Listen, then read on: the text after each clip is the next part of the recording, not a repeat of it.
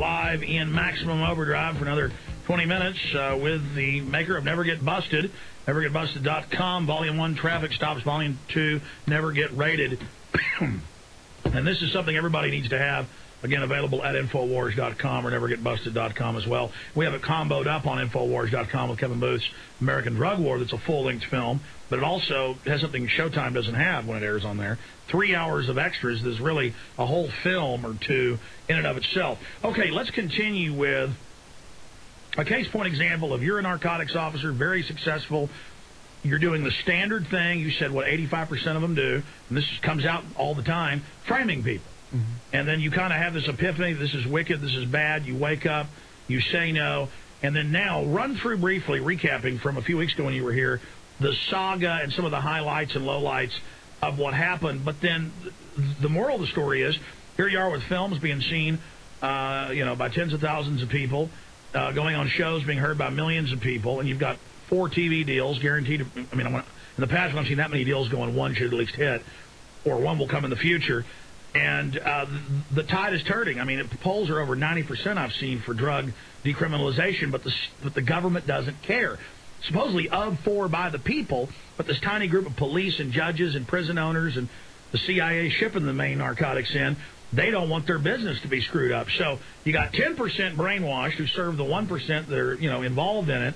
And I've talked to drug dealers before, and famous retired or in prison, Ricky Ross, people like that, and they'll say, oh, yeah, we all knew it was the government and government operation, and that they didn't want drugs legalized because that would kill their business. So let's talk about, recapping the things you've done, some of the stings you've been on, some of the things you've witnessed, and then the moral of the story, again, that you're having this great effect. Another example for people out there that work on the dark side who've been rationalizing that, but who know in their heart and soul and intellect that what they're doing is wrong. You could be doing what Barry Cooper's doing or what so many others are doing. You just have to start that journey of 1,000 miles with that first step. Yeah, and I want to mention, here's the big excuse most of the cops use when they email or call or whatever. They say, well, Barry, it's the law. So right now, to keep my job, I have to keep putting these people in jail for these nonviolent drug crimes. And I say, no, you're wrong, because the law says you may arrest for the marijuana, cocaine, methamphetamine, not shall arrest. Not like a warrant. If I have a warrant for a person's arrest, it says I shall arrest. Well, the law's very clear. They may arrest, so they can pour it out and let you go. And then I bring up this point. If you're using that argument to take a life and put them in a cage because it's the law, then you're the same person just years ago, back in my grandparents' day, that would have beaten and hung a slave that escaped because it was the law that you could do that. Rosa Parks had to stand up on a bus one day and say, enough is enough.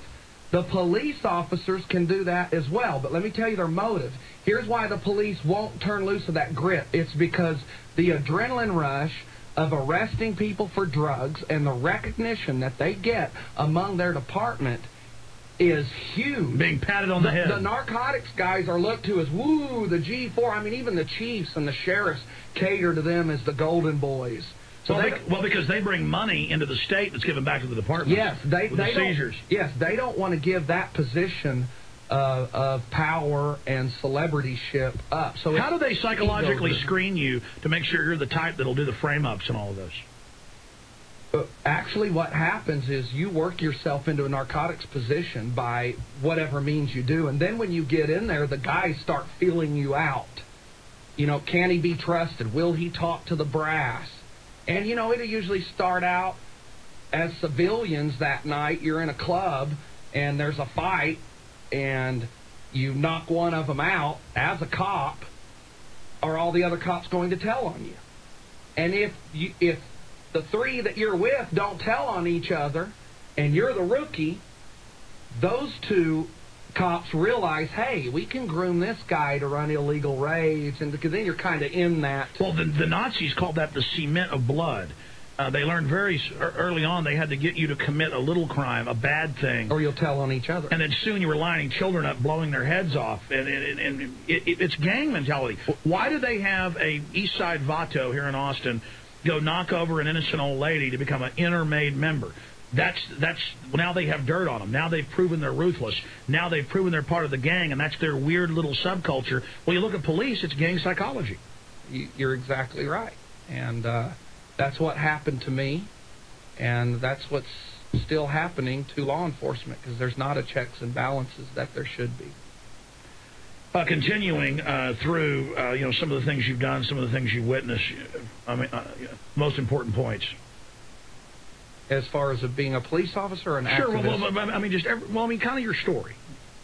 I don't want to feel like I'm repeating anything, but, I started out as one of the nation's top drug cops, raiding houses and seeing kids harmed by my police efforts, and then I realized it was my ego. I loved the same being on news. I enjoy being on the news now, but the motive's different. Yeah. See, and my motive now is to get the prisoners out.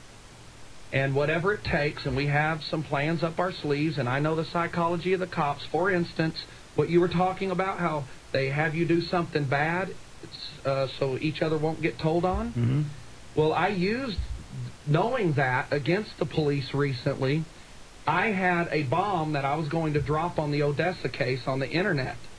But I didn't drop it right away. I held it, and I announced, Monday, I will be revealing some information that will get at least one of the cops involved fired. Well, the reason I didn't release that till later is because all the cops read that on that blog, and now they're worried. Who's telling on me? So I got them fighting against each other for that short amount of time, and that's when cops start telling on cops. They will tell on each other if you put enough pressure on one or two of them. And part of our Cop Busters saga is to get some of these police to be our informants to turn over other cops. I only had 3 men out of the 800 I arrested that I can remember that I couldn't flip into an informant. I flipped everybody into an informant, and I'm going to do the same with the police.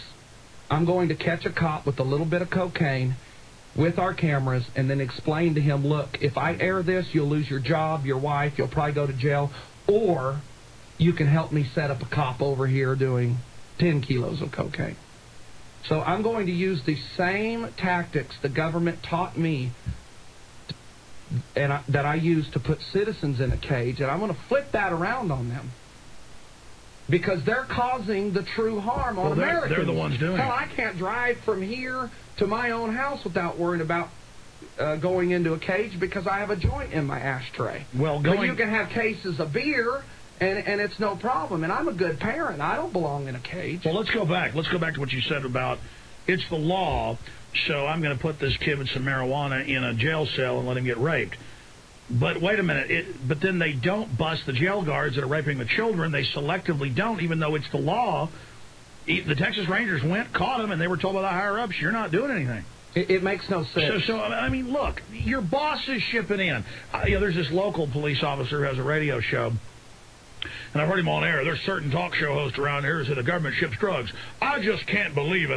That's made up. There's been thousands of cases where they've been caught.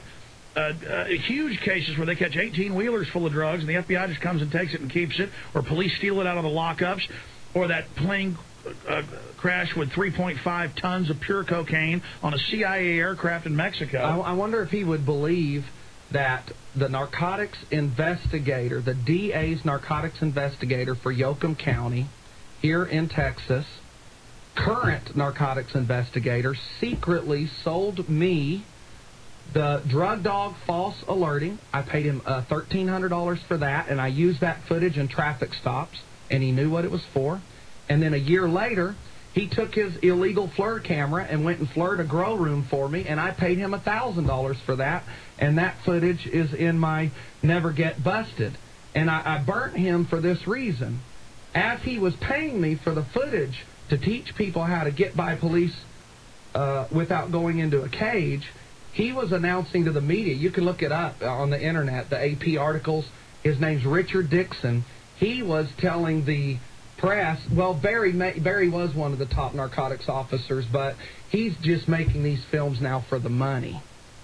The whole time he had $2,300 in his pocket helping me make that film. Well, they always say that. That's the hypocrisy of our men in blue right now. And listen, It's not, oh, well, there's a few bad apples and the rest are good. That might have been back in the 50s or 40s. I don't know. I didn't live back